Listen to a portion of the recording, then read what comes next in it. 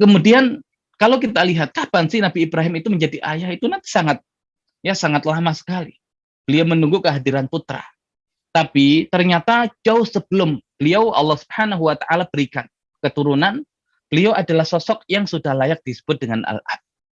Karena punya al-qasdu, punya arah tujuan yang jelas, wa tahayyu'u, dan kesiapan dalam pendidikan anak-anak. Makanya bahkan dari muda beliau sudah cocok ya untuk disebut sebagai al-ab. Bayangkan di Al-Qur'an ketika nanti Nabi Ibrahim itu menghancurkan berhala-berhala. Perkataan dari masyarakat ketika itu adalah qalu sami'na fatan yadhkuruhum yuqalu lahu Ibrahim. Mereka mengatakan kami sering mendengar ada pemuda yang suka mengejek berhala-berhala itu namanya adalah Ibrahim. Bayangkan, berarti Nabi Ibrahim alaihissalam ketika menghancurkan berhala-berhala itu usia beliau masih sangat muda. Dan ternyata jauh sebelum itu beliau sudah kental dengan sifat keayahan. Ya sudah kental dengan sifat keayahan. Makanya dakwah beliau ya di samping menjalankan tugas sebagai nabi dan rasul yang menyeru manusia kepada Allah Subhanahu wa taala, tapi ternyata di balik itu semua ada nuansa keayahan yang menjadikan Nabi Ibrahim itu begitu kuat, begitu kokoh, bahkan begitu istiqomah. Ya menjalankan dakwahnya itu punya sentuhan yang berbeda dengan para nabi yang lain yang kebanyakan Allah hanya memotret mereka sebagai seorang nabi dan rasul. Ya, jadi seakan untuk menjadi ayah ideal itu harus soleh sejak muda. Dan sudah siap untuk menjadi ayah sejak muda. Makanya ayah yang terbaik itu adalah mereka yang sudah punya ilmu bagaimana menjadi ayah. Walaupun belum menikah, walaupun belum punya anak. Tapi dia adalah ab. Kenapa dia punya ilmu menjadi seorang ayah? Tapi mereka yang tidak punya ilmu menjadi seorang ayah. Tiba-tiba menikah. Tiba-tiba istrinya melahirkan anak. Ya, dia disebut ayah bukan karena punya ilmu sebagai seorang ayah, tapi karena dia sudah terlanjur punya anak. Yang pertama adalah ab, dan model yang kedua adalah walid. Sekedar punya anak biologis, dia walid. Tapi belum tentu dia layak disebut sebagai ab. Dan Nabi Ibrahim, ya jauh sebelum. Beliau punya keturunan, bahkan masih muda. Ya, kesolehannya luar biasa, dan ini adalah ab yang ideal. Ya, ayah yang ideal. Nah, kemudian untuk menjadi ayah yang ideal itu bahkan sejak muda. Ya, bahkan sejak muda, bahkan sebelum punya anak, ya sudah harus berada di puncak keimanan. Ya, sudah harus berada di puncak keimanan. Dan puncak keimanan itu ukurannya adalah kesyukuran. Ya, puncak keimanan itu ujungnya adalah kesyukuran.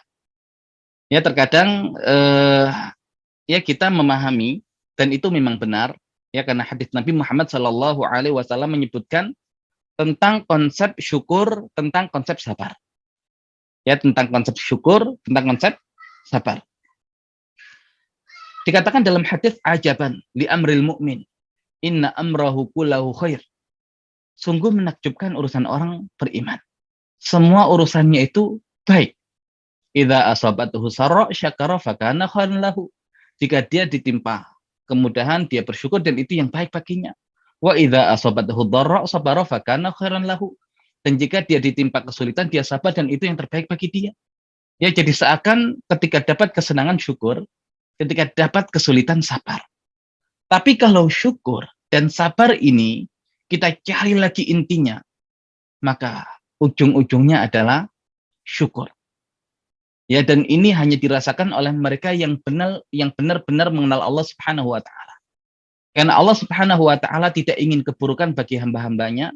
Yang Allah inginkan adalah kebaikan bagi hamba-hambanya.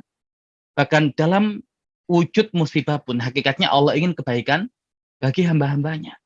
Makanya di balik musibah itu pasti ada hikmah, dan hikmah itu adalah kebaikan bagi hambanya. Maka mereka yang mengenal Allah Subhanahu wa taala, bahkan ketika ditimpa oleh musibah, ya dia bersyukur dengan musibah itu. Dan kalau kita lihat di Al-Qur'an, kenapa Allah Subhanahu wa taala memulai Al-Qur'an dengan surat Al-Fatihah, dan surat Al-Fatihah diawali dengan alhamdulillahirabbil alamin. Ya, menurut satu riwayat yang lain mengatakan bismillahirrahmanirrahim. Nah, kalau kita ikut riwayat yang mengatakan alhamdulillahirabbil alamin. Kenapa Allah membuka surat Al-Fatihah dengan Alhamdulillahirabbil alamin, karena Allah ingin menunjukkan kepada hamba-hambanya bahwasanya Dia ingin menjalin hubungan dengan hamba-hambanya dengan ikatan kesyukuran. Maka seakan apapun aktivitas kita, apapun yang kita alami, ya kita mengucapkan alhamdulillahirabbil alamin. Dan ini pula yang nanti di akhirat, ya di surga, menjadi ucapan yang diucapkan oleh ahli surga. Allah Subhanahu wa taala berfirman, wa akhiru da'wahum alhamdulillahirabbil alamin. Dan akhir doa mereka para ahli surga adalah alhamdulillahirabbil alamin. Kenapa penduduk surga itu mengucapkan alhamdulillahirabbil alamin? Seakan ketika nanti di akhirat Allah singkap rahasia di balik setiap ujian dan musibah yang Allah timpakan kepada manusia. Maka mereka yang beriman ketika Allah singkap rahasia di balik setiap ujian itu, ya mereka menyadari ada kebaikan yang luar biasa. Ya ada kebaikan yang luar biasa yang dengan kebaikan itu mereka mengatakan alhamdulillah ya Allah. Engkau dahulu takdirkan saya begini, begini dan begini. Bayangkan seandainya dulu tidak engkau berikan begini. Ya pasti akan terjadi begini dan begini. Nah, itu baru bisa kita rasakan nanti ketika kita semua sudah berada di surga. Di dunia kita belum bisa merasakan karena kita belum tahu rahasia di balik setiap takdir Allah Subhanahu wa taala. Tapi kalau kita mengenal Allah Subhanahu wa taala, pasti kita selalu bersyukur kepada Allah Subhanahu wa taala apapun yang Allah berikan. Dan inilah yang dicontohkan oleh para nabi, khususnya ulul azmi minar rusul. Makanya kalau kita lihat Nabi Nuh alaihissalam, perjuangan yang luar biasa. Ya, perjuangan yang luar biasa, berdakwah di tengah-tengah kaumnya. Allah mengatakan alfasanatin illa khamsina ama. 1000 tahun kurang 50 tahun. Maksudnya adalah 950 tahun. Tapi kenapa Al-Qur'an tidak langsung mengatakan 950 tahun? Kenapa mengatakan 1000 tahun kurang 50 tahun? Karena penggunaan tahunnya berbeda. Alfasanatin, 1000 sana. Dan sana itu tahun yang berat. Ini adalah masa di mana Nabi Nuh masih bersama kaumnya. Illa khamsina ama, ya dikurangi 50 tahun. Nah, tahunnya menggunakan kata am dan itu adalah tahun yang muda. Seakan betapa beratnya dakwah. Ya, dakwah dari Nabi Nuh alaihissalam. Ya, betapa berat dakwah beliau. Maka ketika baru lepas dari kaumnya, maka seakan-akan ya Nabi Nuh merasakan kenyamanan, kemudahan segala macam. Nah, Nabi Nuh kalau kemudian kita lihat perjuangan yang begitu luar biasa, harusnya sosok Nabi Nuh ini dipotret dengan sifat sabar harusnya. Tapi tidak kita dapati dalam Al-Qur'an. Nabi Nuh alaihissalam disebut dengan sosok yang penyabar. Yang ada adalah firman Allah Subhanahu wa taala, innahu kana 'abdan syakura. Sesungguhnya Nuh itu adalah hamba yang banyak bersyukur. Lah ujiannya luar biasa. Tapi ternyata sifat yang dimunculkan, gelar yang dimunculkan adalah orang yang banyak bersyukur.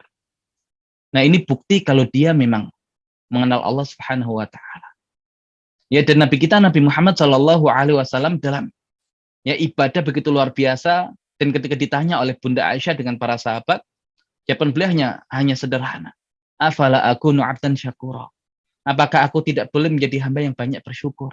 Makanya syukur ini adalah puncak keimanan yang dengannya seseorang itu berzikir kepada Allah, yang dengannya orang itu termotivasi untuk menjalankan ibadah yang terbaik bagi Allah Subhanahu wa taala. Doa yang diajarkan oleh Nabi kita Nabi Muhammad sallallahu alaihi wasallam kepada sahabat mulia Mu'ad bin Jabal ketika beliau hendak mengutus Mu'ad bin Jabal ke Yaman. Beliau mengatakan, "Ya Mu'ad, wallahi inni la uhibbuk." Wahai Mu'ad, demi Allah sesungguhnya aku mencintaimu. Baru kemudian beliau ajarkan doa kepada Mu'ad bin Jabal, ya hendaklah dia membaca selesai salat doa, Allahumma a'inni ala dzikrika wa syukrika wa husni ibadatik. Ya Allah, tolonglah saya dalam berzikir kepadamu, bersyukur kepadamu, dan memperbaguskan ibadah kepadamu. Zikir, syukur, ibadah terbaik. Ya, makanya mereka yang mengenal Allah Subhanahu wa taala selalu tersambung dengan zikir-zikirnya, Dan kondisi yang terbaik di balik itu semua adalah kesyukuran apapun kondisinya, dan inilah yang menjadi motivasi terbesar untuk beribadah kepada Allah Subhanahu wa taala. Di dalam Al-Qur'an ada satu surat, surat yang ke-16, surat An-Nahl. Dan tema besar surat An-Nahl adalah nikmat-nikmat.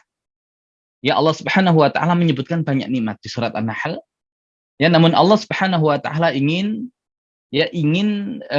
menunjukkan kepada kita tentang sikap manusia terhadap nikmat yang Allah Subhanahu wa taala berikan. Sehingga Allah gambarkan ada dua potret manusia. Yang pertama di surat An-Nahl ayat 112.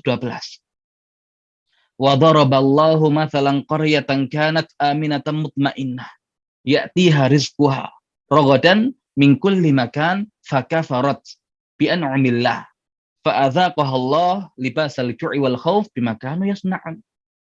Dan Allah Subhanahu wa taala membuat permisalan satu negeri yang dulunya itu aman, yang dulunya itu tentram, yang rezeki bagi penduduknya itu datang dengan sangat melimpah dari setiap tempat. Tapi apa sikap mereka? Fakafarat bi an'amillah. Mereka kufur terhadap nikmat-nikmat Allah. Fa'adzaqaha Allah libasal ju'i wal khauf. Maka Allah hukum mereka dengan merasakan pakaian kelaparan dan ketakutan. Bima kanu yasna'un, disebabkan karena perbuatan mereka. Ya, surat An-Nahl 112. Satu negeri Allah berikan kenikmatan dan semua bentuk rezeki yang baik bagi mereka, tapi semuanya kufur. Dan di surat An-Nahl ayat 119 dan 120, ini padanannya. Allah Subhanahu wa taala berfirman, "Inna Ibrahim kana ummatan qanitan lillah hanifan walam yakum minal musyrikin syakiran li'an'umih ijtabahu wa hadahu ila siratim mustaqim." Sesungguhnya Ibrahim itu adalah ummatan qanitan lillah, adalah umat. Ya, satu orang tapi level keimanannya itu ummah. Ya, seperti satu umat. Walaupun terjemahannya nanti adalah pemimpin, imam. Ya, karena lagi-lagi imam itu baru akan hadir ketika umat itu baik. Dan umat baik itu ketika para itu juga baik, dan akan baik ketika para ab sudah baik. Makanya melahirkan pemimpin yang baik dimulai dengan memperbaiki umat, dan umat akan baik kalau para para ibunya juga sudah baik, dan akan baik kalau para abnya sudah baik.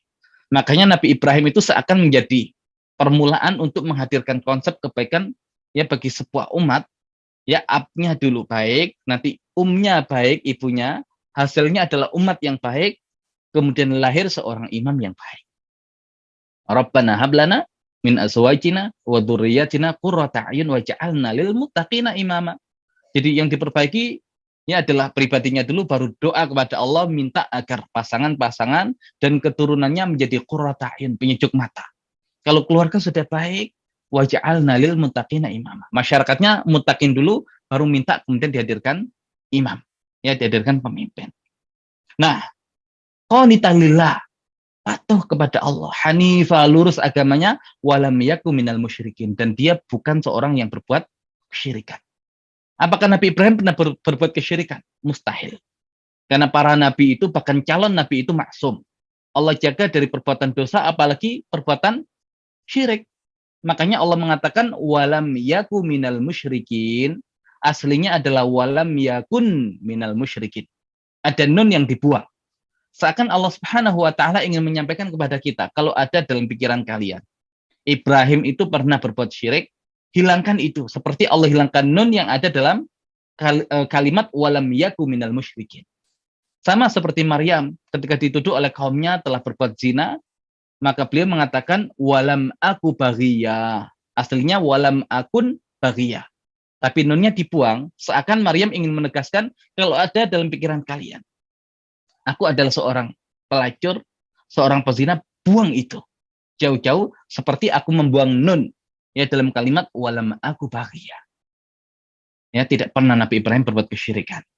Baru Allah potret tadi sosok Nabi Ibrahim yang hidupnya penuh dengan ujian. Wa idzib tala Ibrahim rabbu bi kalimatin fa atammahun, dan ingatlah ketika Ibrahim diuji oleh Rabb-nya dengan kalimat-kalimat ujian fa atammahun, maka dia menyempurnakan semua ujian itu. Tapi potret Nabi Ibrahim di Al-Qur'an bukan sosok yang penyabar. Tapi apa? yang Allah Subhanahu wa taala sebutkan tentang beliau syakiron li an'umi.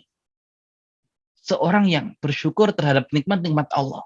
Kalau satu negeri tadi kufur, ini satu orang yang levelnya seperti satu umat syukur terhadap nikmat Allah, ijtabahu, Allah pilih dia, wahadahu ila siratim mustaqim, dan Allah Subhanahu wa taala tunjukkan kepada jalan yang lurus.